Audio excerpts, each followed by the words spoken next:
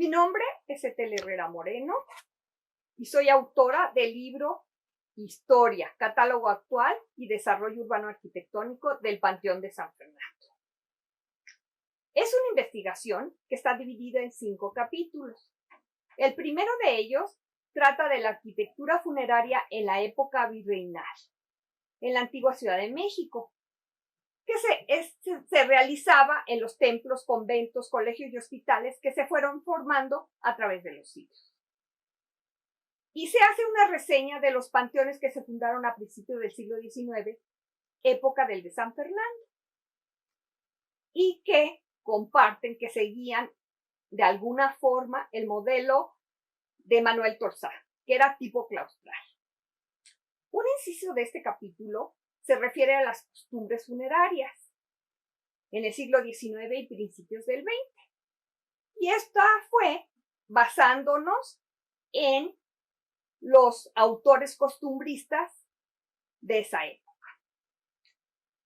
El segundo capítulo narra la historia del Panteón de San Fernando, desde la llegada de los franciscanos de Propaganda Fide en Querétaro, que se llamaron fernandinos en el siglo XVII y posteriormente llegan a México en el siglo XVIII y cómo fundaron, el panteón, como todos los de la época, estaba en el atrio del templo y es el actual templo.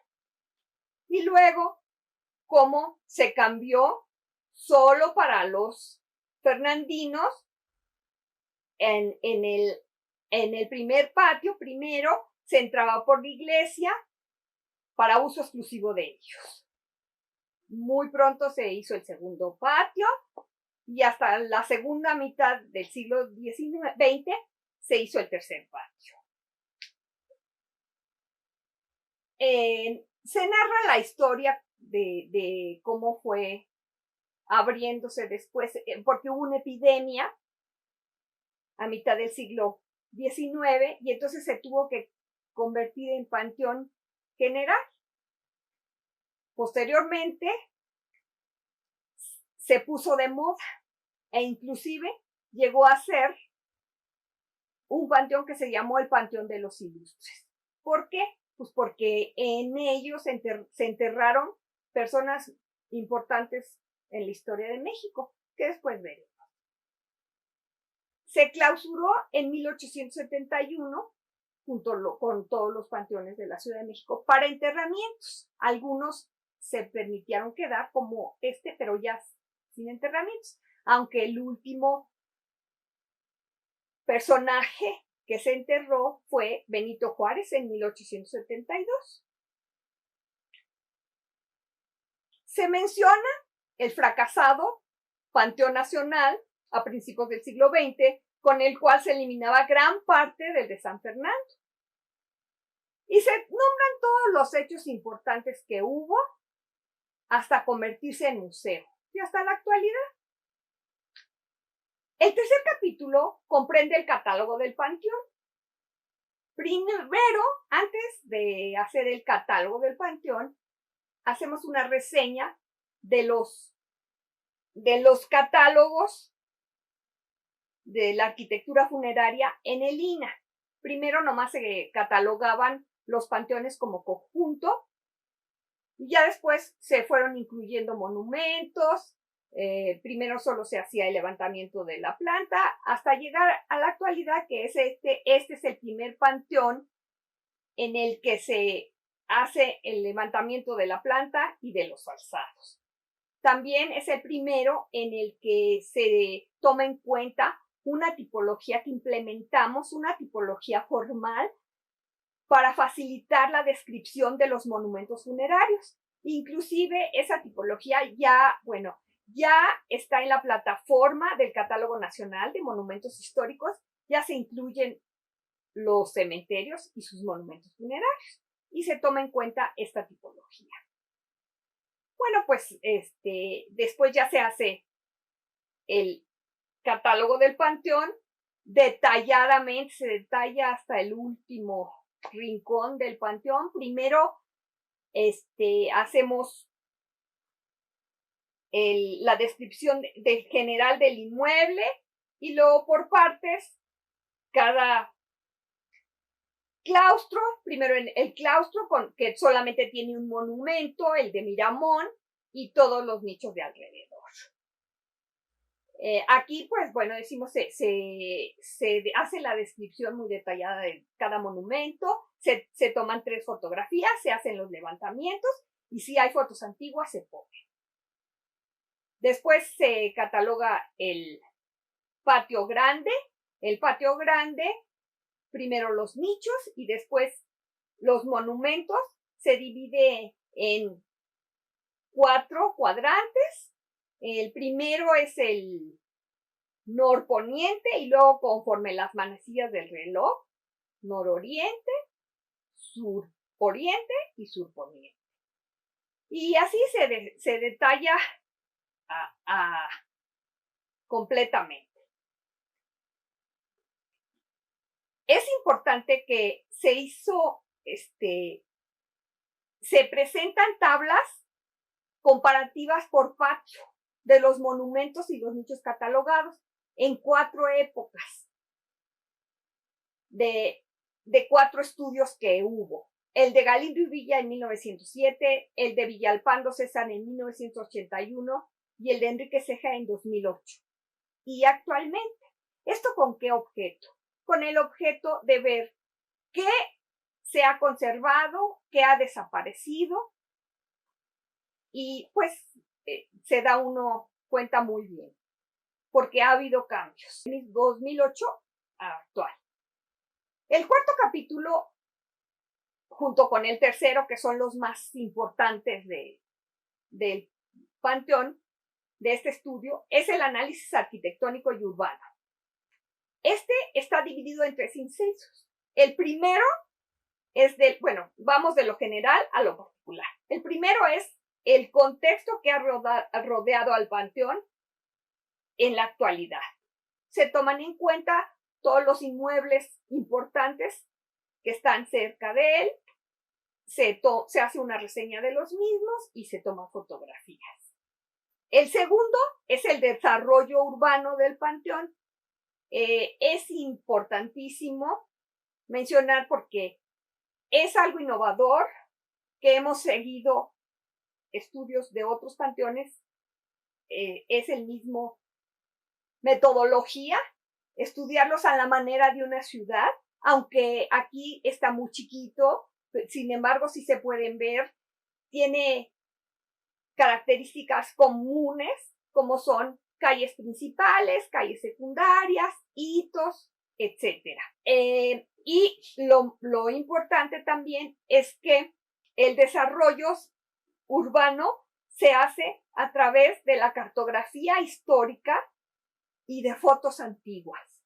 Por medio de los planos de diferentes épocas y lo mismo las fotos, va uno viendo cómo fue desarrollándose hasta la actualidad y al final se hacen los planos representando cómo estaba al principio con el atrio, como el primer claustro, el segundo y hasta el tercero. Luego, el tercer inciso de este capítulo es analizar los nichos y monumentos funerarios. Se analizan en 7 aspectos: su época de construcción, su tipología formal, sus estilos arquitectónicos, que aunque son pocos, predomina el neoclásico y el neogótico. Después se analizan los autores de los monumentos, que vemos que los autores, casi todos los autores, tanto de las lápidas como de los monumentos, son importantes para esa época. Los personajes.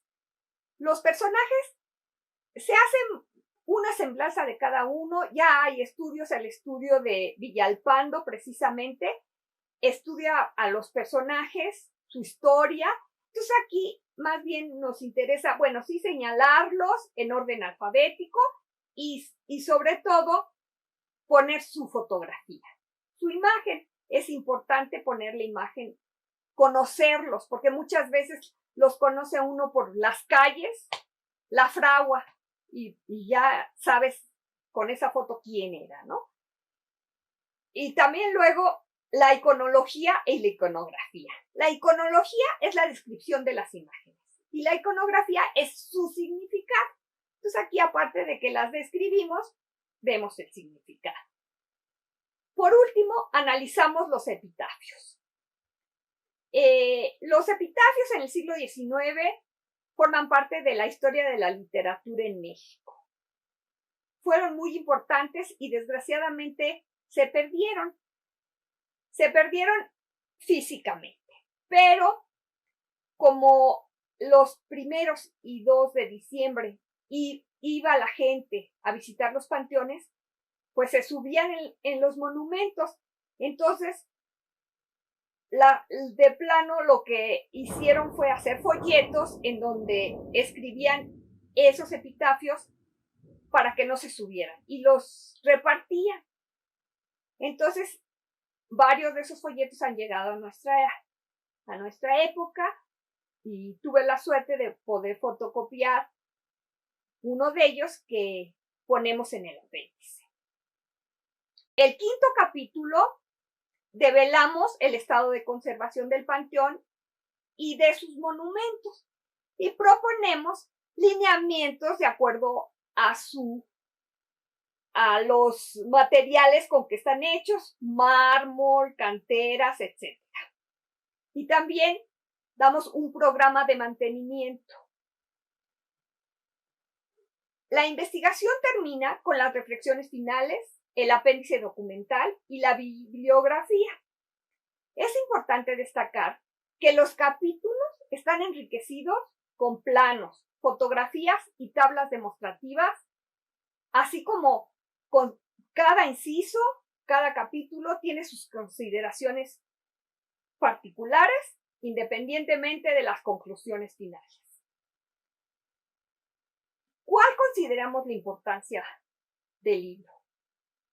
Bueno, el estudio que hacemos tiene una metodología innovadora que, aunque la hemos seguido al estudiar otros panteones, aquí tiene sus particularidades. Se estudia el panteón de una forma urbana, como dijimos, estudiándolo como una ciudad. Y es importantísimo decir que, aparte de la investigación documental, tomamos al panteón como documento histórico. Entonces vamos comparando lo documental con lo que existe y se enriquece el estudio.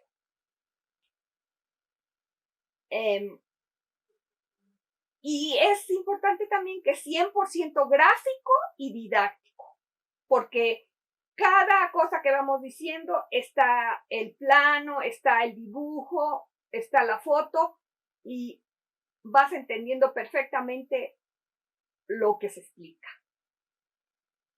A través de la investigación descubrimos gran parte de los valores.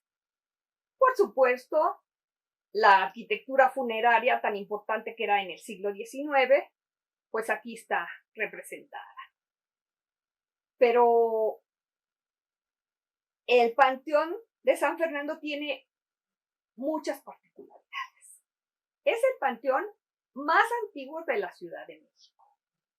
El único que se conserva en el centro histórico. El único que se conserva de tipo claustral, que seguía de alguna manera el modelo de Manuel Torzá. El único en toda la República que tiene 4 declaratorias. En 1935-36 fue declarado monumento histórico por el presidente de la República. En 1981, cuando se declaró zona de monumentos históricos perímetro A y perímetro B, quedó dentro del perímetro A y en el listado de monumentos. Luego, en 1987, cuando se declaró Patrimonio de la Humanidad el Centro Histórico y Xochimilco, quedó igualito en el perímetro A, entonces también es declarado Patrimonio de la Humanidad. Y por último, en el 2006 fue declarado Museo de Sitio. Es un panteón que, a pesar de estar inactivo desde 1872, es el más activo de la Ciudad de México, por todas las actividades culturales que hay en él. Bueno, quiero aclarar que ahorita está cerrado porque con el temblor de 2017 no sufrió grandes daños. Sí tuvo algunos, pero no fueron grandes.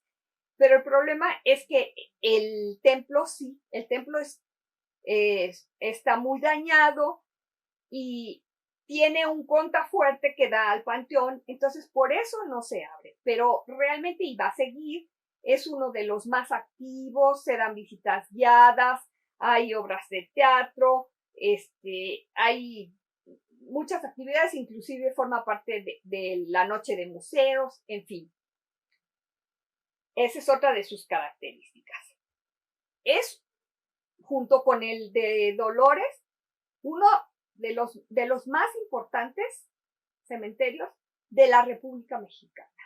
¿Y por qué de la República? Porque ambos tienen la memoria colectiva de los mexicanos, porque en ellos hay personajes de gran importancia para la historia de México.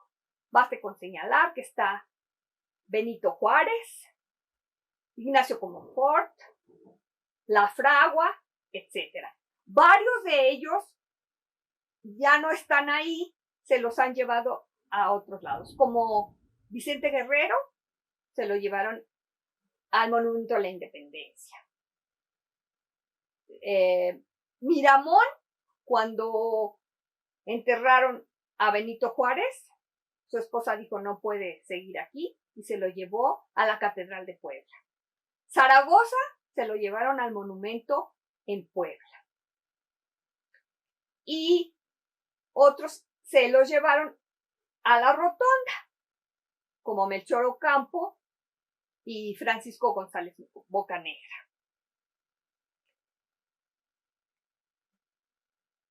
Pues en realidad, para finalizar, podemos decir que cualquier gente interesada en la historia encuentra en este libro gran parte de la historia de la Ciudad de México en el siglo XIX, y particularmente de su arquitectura funeraria. Muchas gracias.